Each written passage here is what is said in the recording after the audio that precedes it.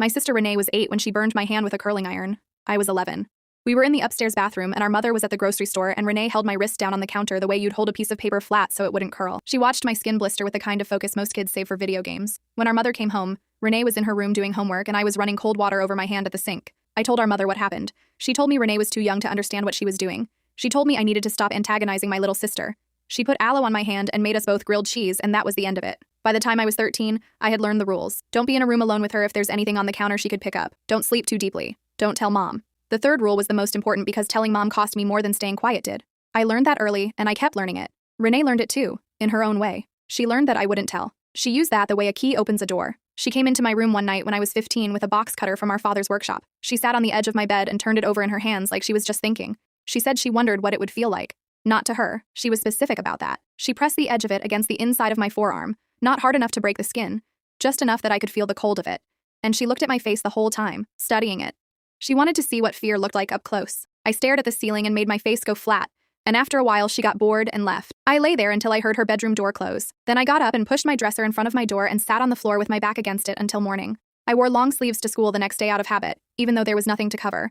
The habit was older than the scars. 2 weeks later, Renee put a kitchen knife through the drywall next to our father's head because he told her she couldn't go to her friend's birthday party. He stood there looking at the hole in the wall for a long time. Then he looked at Renee. Then he looked at me standing in the kitchen doorway and I saw something move across his face that I had never seen there before. He called our aunt, who was a social worker. Our aunt came over that night and sat at the kitchen table with both of them. I was upstairs.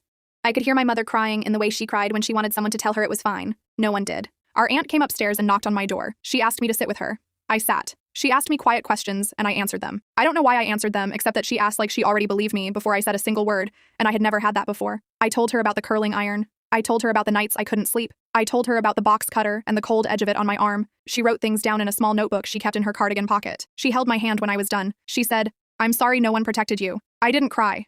I didn't know how to do that yet. Renee was placed in a residential treatment facility 6 days later. She was diagnosed at 16 and again at 22.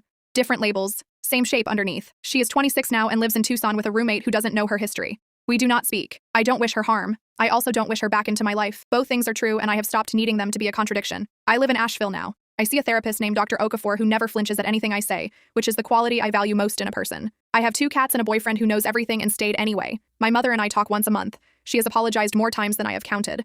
I believe she means it.